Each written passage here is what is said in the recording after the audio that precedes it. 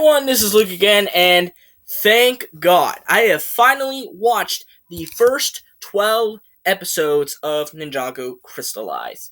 And in this video, I'll be giving my thoughts on those episodes. I'm not going to be doing an each and every single episode review because that's boring and other people have done that before. So if you want to watch those types of content, you know where to find them. All we'll be doing is just sharing my thoughts on, the first not really half of the season, but the first 12 episodes that we got before those episodes got taken down by Lego, because Lego be stupid. Anyways, so basically, it starts off with the ninja obviously mourning the loss of Nia. And it's kind of like the invitation, but I don't know how to put it. It's kind of like a Wish version of the invitation. It's not necessarily bad, but it's definitely of lesser quality. And I think partially it's mostly due to it being 11 minutes. If it was 22, I think it would have been fleshed out a little bit more. Because I remember some of my friends in a group chat on Discord said it was a rushed. And I don't think rushed is the right term for it. I just feel that it's not fully fleshed out as it could have been. Especially since the invitation did it far and away is better. But anyways, they then progress, obviously, with the new ninja. Obviously, being a main obstacle for the OG ninja, especially considering their skills are getting sloppier. Now, I actually think this is the better version of what they did in Season 11, because Season 11 made them more lazy rather than weak, whereas this one, they made them more weak rather than lazy, which is what I like, because making them lazy doesn't necessarily mean weak. Weak is weak, no matter which way you put it. But lazy is just that, being lazy. Hell, I'm lazy sometimes myself. But that doesn't necessarily mean you're weak. It just means you're just not into it, So I feel like the way they're doing this is, I think they're sort of fixing, in a sense, their own past mistakes. And I really like that. Because the writers have made a lot of mistakes in the past. Both Hakemans and Bragi. They have to admit that. Writing cannot be perfected. That's just the truth. So, obviously, you can capitalize on the mistakes, and it makes yourself better. So, I'm glad that they're sort of capitalizing on their own mistakes in the past, and sort of rectifying them in a way. Then, obviously, we see Nia, trying to come back to Ninjago, and, she had a little bit of issues, because she was, she even meets Niad, which I thought it was pretty neat. And she regains her identity a little too quick, if I'm being honest. I feel like she should have had her identity come back around episode 5 rather than the second episode, but that's just beyond me. Obviously, we had Jay becoming a little bit of a nut job. Whack job, sorry, not nut job. And he gets obsessed over water because, it's Nia. And this obsession has essentially taken up to a new level when Kai accidentally knocks over one of the glasses and it ends up into a little mini civil war. Maybe that's what those constant teasings of Kai and Jay were leading up to. Who knows? But anyways, that's probably the closest we're going to get to a Ninjago Civil War. I hate to be like that, but I think that's the closest we're going to get. So then, obviously, the ninja had to go in and break out a sphere, because a sphere staff is, for some reason, I don't know why, the only thing that can it's the only thing that can drain powers, since, obviously, they reference Kai in the past. But it took a while, and it took a lot of strength from that staff, and Nia came back to her old self, and, my theory about her losing her memories, that was completely wrong. She does retain her memories. She does retain them.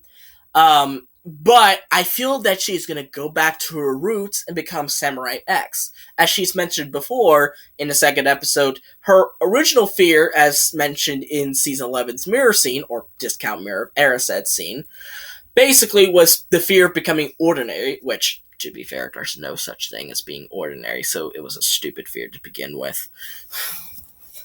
But, anyways, she changed her fear, because that's how characters are. Characters are are people. They're people too, so they grow and change. Same with fears.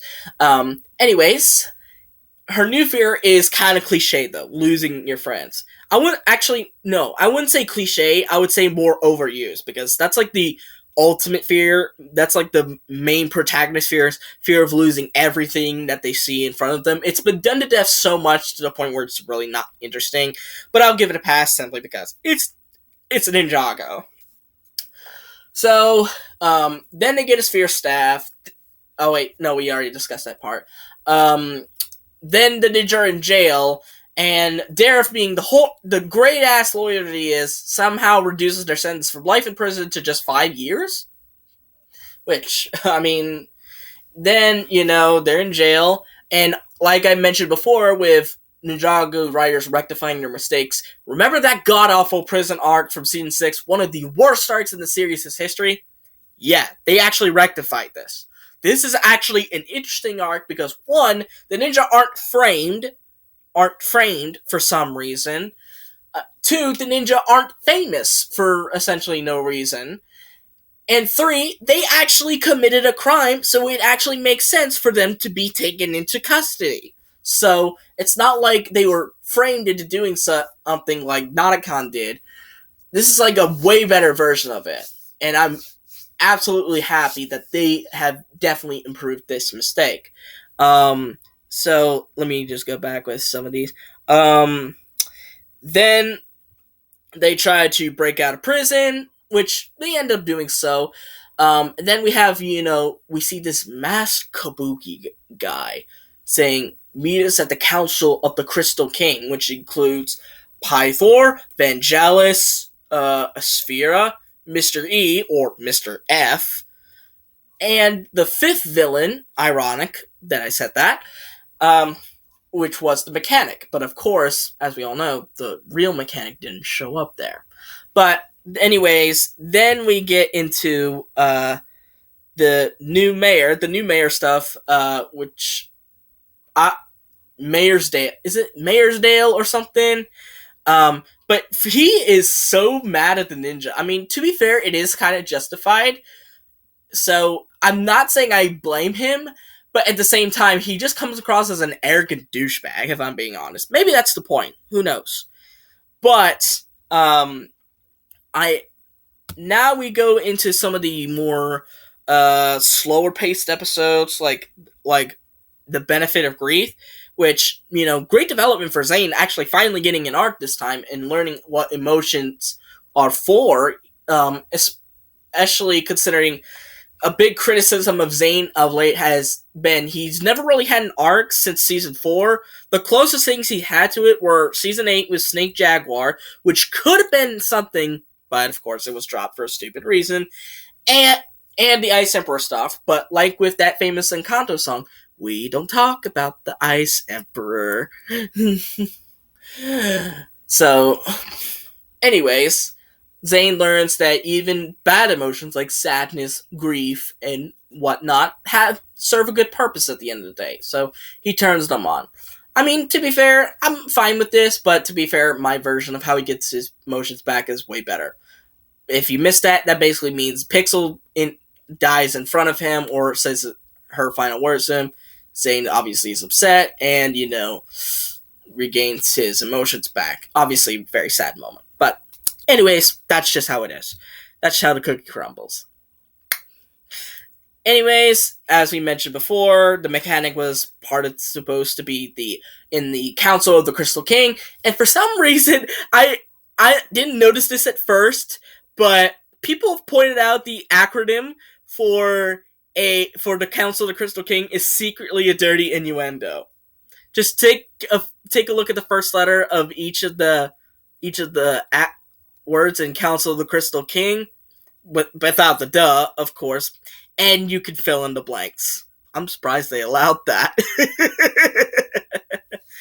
And then we have, obviously, the elephant in the room, the epic, well, I wouldn't say epic just yet. It depends on how well they do it. The reveal of, very big spoiler, the reveal of, so if you already know, you can go ahead. But if you haven't watched it yet, stop right now. Um, I also am gonna put in spoilers in the title, so if it's so to make you notified that this is a spoiler video. It's not super spoiler heavy besides this point.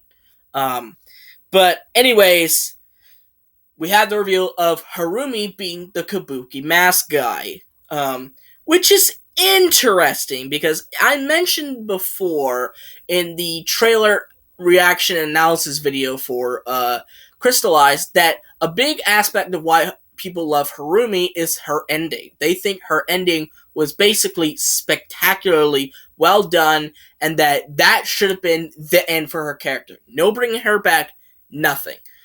Well, season 12 kind of made people a little nervous, but they actually they actually pulled it off successfully because it really wasn't the actual Harumi, just an avatar. But here, it's the actual Harumi. It's the real one. At least I think it is the real one. And not some sort of copy meant to mess with Lloyd. Um, and I wonder how they're going to explain this. Because a lot of people who defend Harumi's, supposed death had the explanation of if there's no body, then there's no proof that she died. Maybe they're gonna run with this explanation and be like, that's why she didn't die, because, maybe she got away before the building collapsed, or she plays like a dummy in her place or something. I don't know. I'm just wondering what they're going to do with this. They better have a good explanation for this. Otherwise, it could single-handedly ruin possibly the best aspect out of a fan favorite character. Um, and that's really all I gotta say about this. And also, there's some good comedic moments in this season. Probably some of the best humor we've gotten in years. Because Ninjago humor has been kind of hit or miss so far. The last time I think it had great humor was like over 5 years ago. And that's saying something. But to be honest, I'm starting to like this season. It's very consistent. I'm not going to give my episode ratings so far, but I will say that they're all within a few points of each other. And so far, the lowest episode number I gave is a 6, and the highest is a 9 so far. So I haven't given any 10 out of 10s as of late.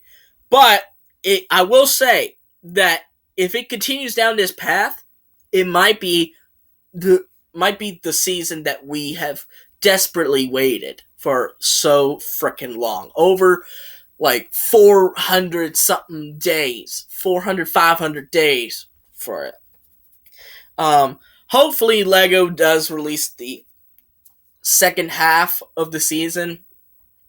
And hopefully they release it sometime soon, because I don't want to sit through another content drought just for us to get trolled like that, because that's just rude, okay? But anyways, if you have watched Crystalized, what are your thoughts on the first 12 episodes of Crystalized so far? Is your opinion of them good, or are they bad? Let me know in the comments down below. But anyways, hope you guys like this video. Give it a thumbs up, subscribe to the channel by clicking on the red subscribe button, and click on the notification button to see every video that I will upload. And I'll see all you folks in the next video. Bye-bye!